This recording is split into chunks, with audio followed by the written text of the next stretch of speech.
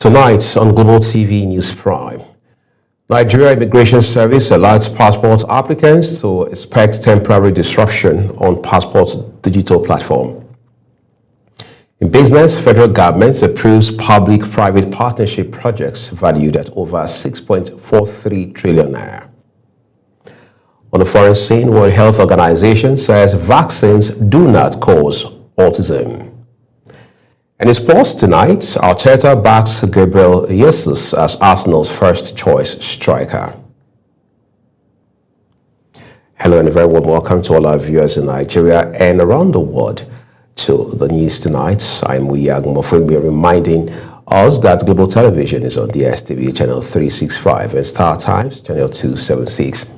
Let's begin by telling you the Nigeria Immigration Service has alerted passport applicants and members of the public to expect temporary disruptions on its passport's digital platform as it begins scheduled system maintenance. According to a public notice shared on its X handle and signed by Services Public Relations Officer, Assistant Controller of Immigration, Akilobi, the maintenance will run from December 12 to 14, 2025. The agency further noted that the exercise is designed to optimize system efficiency and enhance user experience.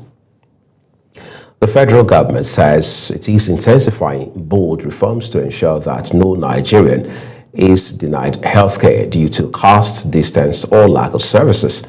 This renewed assurance came from the coordinating Minister of Health and Social Welfare, Professor Muhammad Pate, as Nigeria joined the global community to mark Universal Health Coverage Day 2025. Our health correspondent, Zarau Nasir, has details. At a ministerial press briefing in Abuja, stakeholders across the health sector, national agencies, international partners, and development organizations converged to assess Nigeria's performance and future priorities on the long road to universal health care. The coordinating Minister of Health and Social Welfare, Professor Muhammad Ali Fati, noted that while countries around the world still struggle to guarantee equitable access, Nigeria is responding with coordinated system reforms aimed at strengthening primary health care, improving insurance coverage, and expanding essential services. He highlighted findings from the 2025 Citizens Perception Survey, which indicate a growing public confidence in the Nigerian health sector, an improvement he attributes to ongoing reforms. The minister urged all actors to intensify efforts to deliver quality, affordable health care. In 2025 Citizens Survey, the confidence that this government considers public opinion in health system decisions increased from 42% to 47% between the 2 years. The trajectory of the health system, more than 55% endorse the trajectory of the health system. It tells you that yes, we are making progress and there's a lot more to go. If Nigerians don't have confidence in it, then that's what, because we're seeing signal that our citizens are endorsing the direction, we feel even more confident.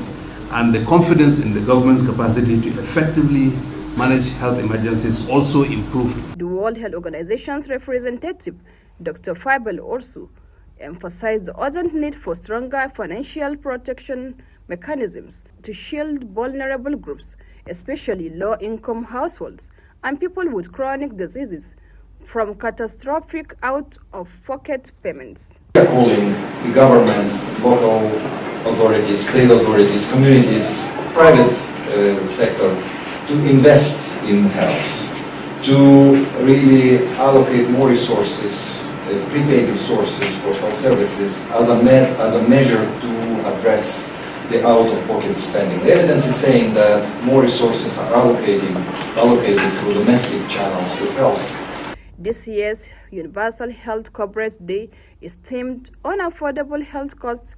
We are sick, a call to action for countries to remove financial barriers and promote accessible, people-centered health systems. As Nigeria renews its pledge to rebuild a healthier, more resilient nation, stakeholders see the real test lies in sustaining reforms that guarantee not just access but equity, quality, and protection for all. Zahra Nasr, reporting for Global TV News.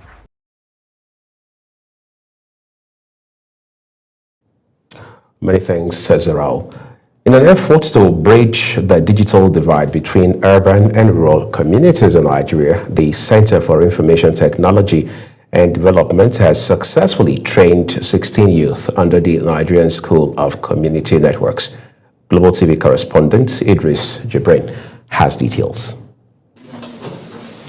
It all began in 2021 when CTAD launched the Nigerian School of Community Networks, an initiative aimed at strengthening digital access, promoting community-based networking, and advancing digital rights, especially in underserved rural parts of Nigeria. The purpose for the school is to produce people who would have skill and knowledge to be able to design and deploy community network infrastructure in their communities. So the areas where there are no connectivity, as we know there are many places that are lacking connectivity, they can deploy community network structure. 5 years later, the initiative has produced a new batch of graduates, 16 youth, trained and equipped with vital skills in digital networking, with the aim of boosting connectivity and local digital participation in their respective communities. We deliberately brought these students together, first to equip them with the basic skills that, one, they need to have community engagement until and unless the community realizes that they deserve maybe a local solution to bridge this connectivity gap. And this can only happen when the community makes some certain contribution. According to CTAD, while Nigeria holds a vast digital and economic potential, lack of youth empowerment, particularly in rural areas, has widened the digital gap. The School of Community Networks is one of the CTAD's responses to this challenge. In the rural areas, most importantly, as the School of Community Network is driving towards contributing towards improving, reducing the digital divide between the rural and urban areas. We're all aware that now at least all transactions, even the Kikina PEF and whoever is involved in buying or selling, almost everyone that you look around, you see that he uses one way or the other, OP, Monopoint, Momo. It's just give me your number, give me your identity. CTAD believes that with the training such as this, communities, once cut off from the digital world, will begin to reap the benefits of connectivity, especially in education, communication, and local economic growth. From Kano, Idris Jibrin, Global Television News. The Senate has launched an investigation into what it described as the uneven enforcement of President Bola Tinubu's directive ordering the withdrawal of police personnel from VIPs. Raising the matter under Order 9, Senator Abdul Ningi of Bauchi Central raised concerns on the Senate floor over the withdrawal of his only police orderly. Topsy Gimba has more. Senator Ningi questioned why many political office holders still have police protection while his security was removed, calling for fairness and uniform application of the directive from the president and vice president to ministers and others. Senator Ningi also noted that some ministers, business persons, and entertainers continue to receive police protection despite the security withdrawal order. He urged the leadership of the Senate to direct the Police Affairs Committee to investigate this selective enforcement, warning that the National Assembly should not be singled out. I cannot ever imagine that a senator of the Federal Republic of Nigeria, who has been here for a very long time, only one orderly, and he is withdrawn, and nothing will happen. Like I said earlier, Mr. President, I have no problem, but let it be done across the board. Deputy President of the Senate, Jibril Barau, acknowledged the concerns, confirming that the Police Affairs Committee will look into the reports. Senator Barau explained the withdrawal aims to boost police efforts against Nigeria's security challenges and assured that the Senate remains committed to protecting its members. The police orderlies that were withdrawn from the senators is of concern to us, and I will raise the issue, and we're dealing with that, in the formal line. The chairman of the Police Affairs Committee should check up this matter, conduct a proper investigation, and let us know why is the directive of Mr. President being flouted. Mr. President gave that order in order to strengthen our police force to deal with our internal security problems, and it was done in good faith. He expressed hope President Tinubu would consider and restore Senate Ningi's police orderly and praised the president's efforts to improve national security with the Senate's full support. Topsy Gimba, reporting for Global Television News. A former Minister of Labour and Employment, Chris Ngige, was arraigned before the Abuja High Court sitting in Gwarinpa by the Economic and Financial Crimes Commission over an alleged 2.2 billion naira contract fraud. Justice Mariam Hassan ordered that the former minister be remanded at the Kuje Correctional Center pending the hearing of his bail application fixed for Monday, December 15. Ngige had pleaded not guilty to 8 counts bordering on abuse of office and acceptance of gifts from contractors of the Nigeria Social Insurance Trust Fund, while he served as its supervising minister between September 2015 and May 2023.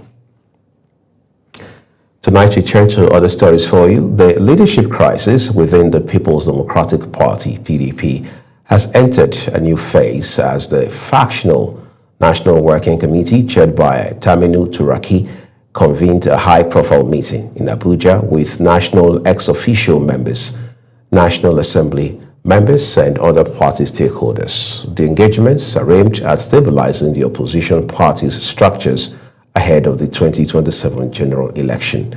Political correspondent Ubang Usoro now reports. The Turaki-led PDP National Working Committee held a strategic meeting with a broad cross-section of party leaders, including ex-official members, National Working Committee members, and the National Assembly caucus, to discuss the way forward for the opposition party.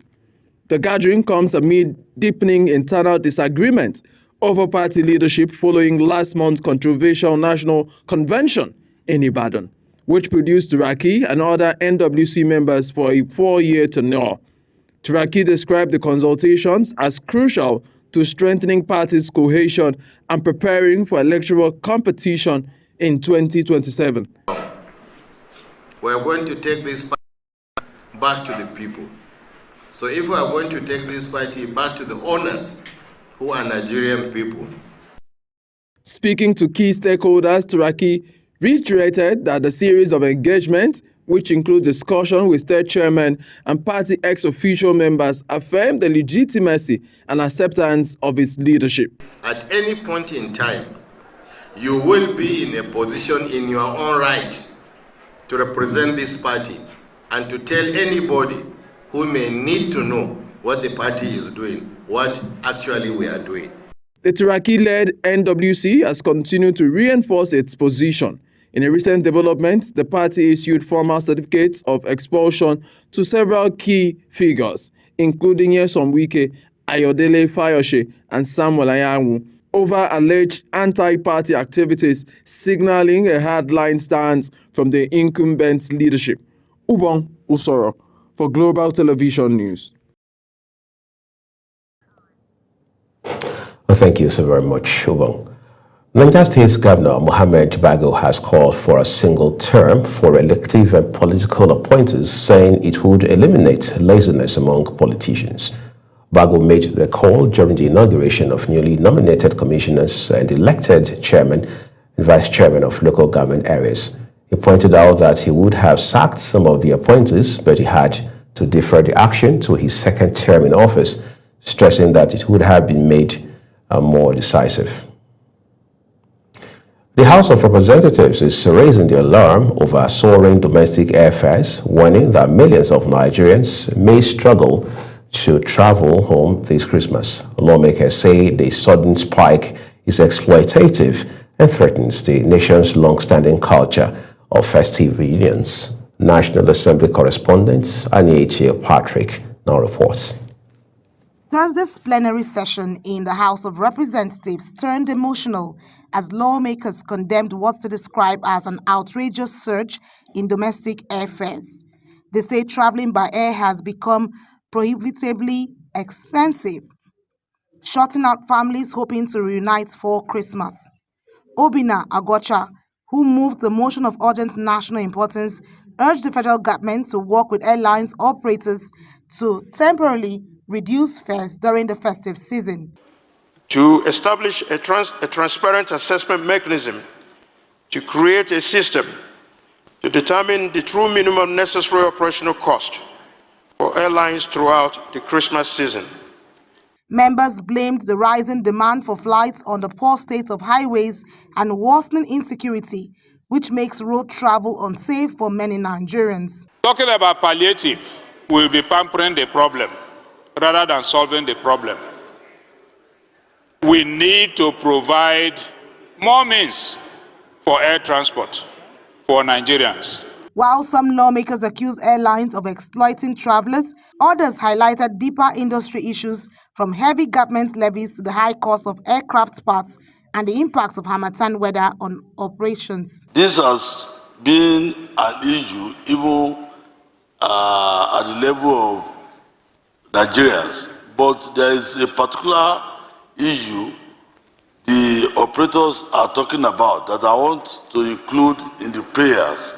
They talk about various levies. They even said about 70% of what constitutes airfare is as a result of levies by the aviation or in the aviation industry. Following the heated debate, the House resolved to establish a transparent mechanism for assessing airline operational costs during the Christmas period. They also called for a 50% reduction in aviation taxes and for the central bank to prioritize foreign exchange for airline operators at reasonable rates.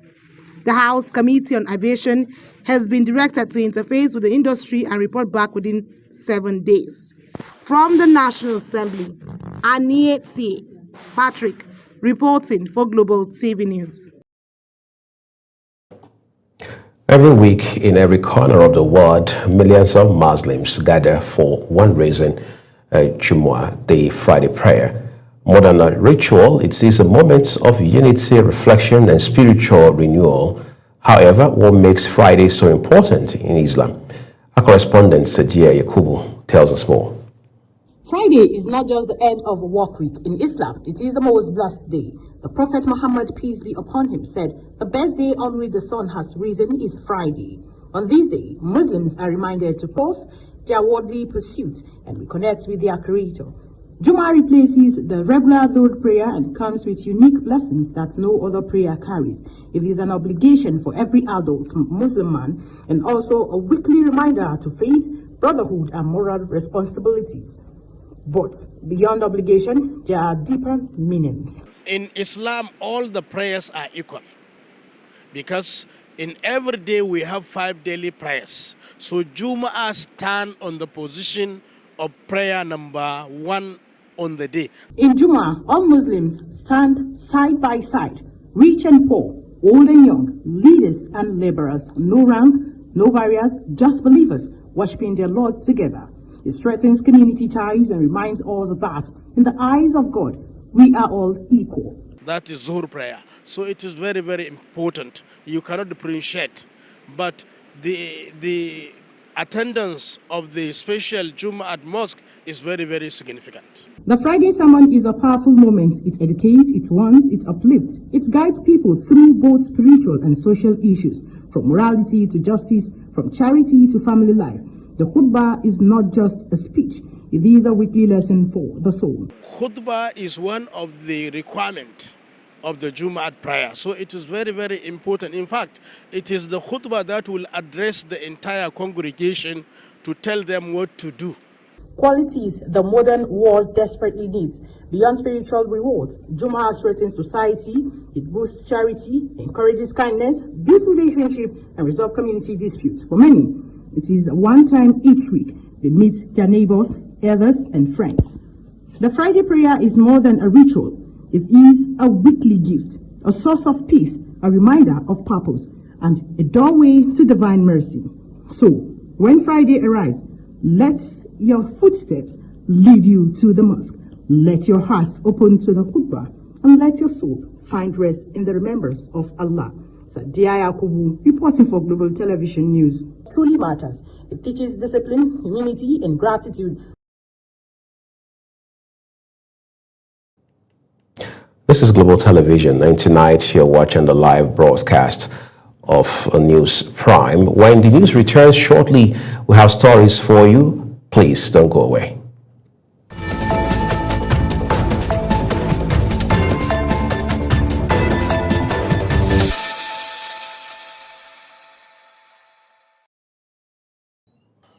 Thank you so very much. The second part of this news broadcast now returns with business, where the Federal Executive Council has approved 3 major public-private partnership projects valued at over 6.43 trillion naira, signaling another significant wave of private sector investment into Nigeria's infrastructure landscape. The projects for 2 deep sea ports and a 460 megawatt hydropower plant from the second batch of PPP initiatives cleared by the council within 1 month, underscoring President Bola Tinubu's push for private capital as a driver of growth under the Renewed Hope agenda. Let's turn to other stories for you, and now to the foreign scene. We'll take a quick break, everyone. The rest of the news returns shortly.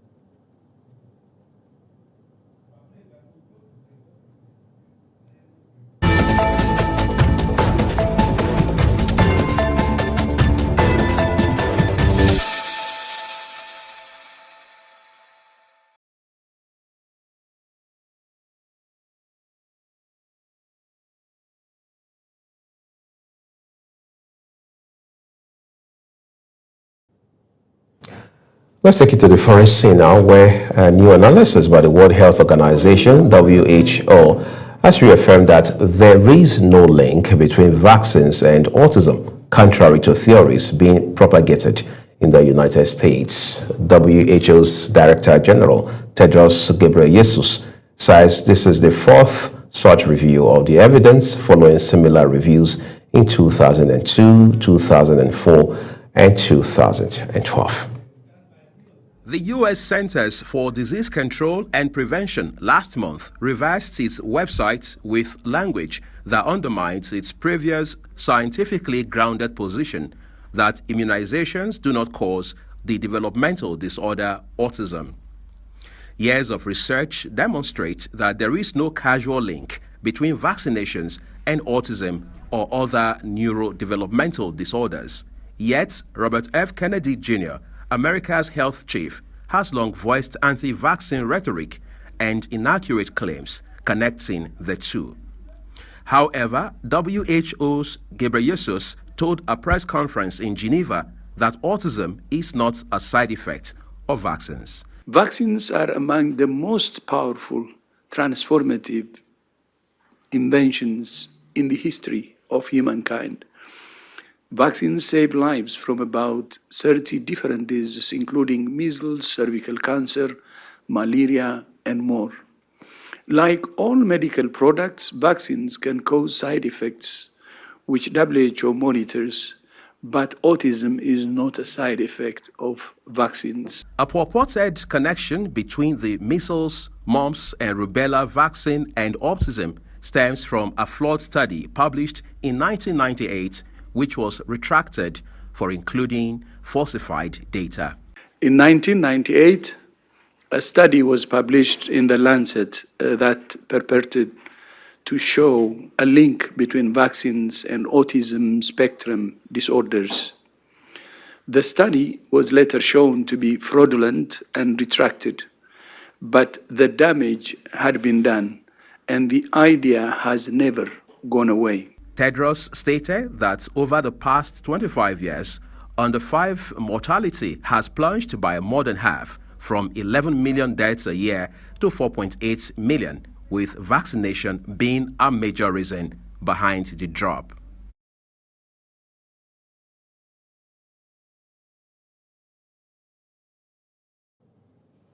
United Nations Rights Chief Volker Turk has responded to harsh criticism of Europe from U.S. President Donald Trump's administration insisting the continent has greatly benefited from promoting and protecting human rights. And now it's time to turn to sports for you. Nigeria's Super Falcons have dropped one spot in the latest women's ranking released by the Federation of International Football Federation, FIFA. Previously ranked 36th, the World Super Falcons slipped to 37th but remained the top team on the continent. The ranking follows a strong 2025 performance in which the team won the 2024 Women's Africa Cup of Nations held in Morocco from July 5 to 26, securing a record-extending 10th continental title. Tonight, as we end News Prime, we'll take a look at some of our big stories. The Nigerian Immigration Service has alerted passport applicants and members of the public to expect temporary disruptions on its passport's digital platform. The Federal Executive Council has approved 3 major public-private partnership projects valued at over 6.43 trillion naira. On the foreign scene, a new analysis by the World Health Organization has reaffirmed that there is no link between vaccines and autism. And finally, in sports tonight, Arteta said Gabriel Jesus has the qualities to be Arsenal's first-choice striker following return to the Brazil international after 11 months on the sidelines. And that's our news for you tonight. Thank you for watching. A quick reminder that Global Television is on DSTV, channel 365, and Star Times, channel 276. We encourage you to follow and interact with us across social media platforms using @GlobalTV, NG, and other handles now showing on your screen. I am Uyi Agumofwegwe. On behalf of our entire team here at Global Television's world headquarters in Abuja, Nigeria's capital, we say thank you for your time and have a good weekend.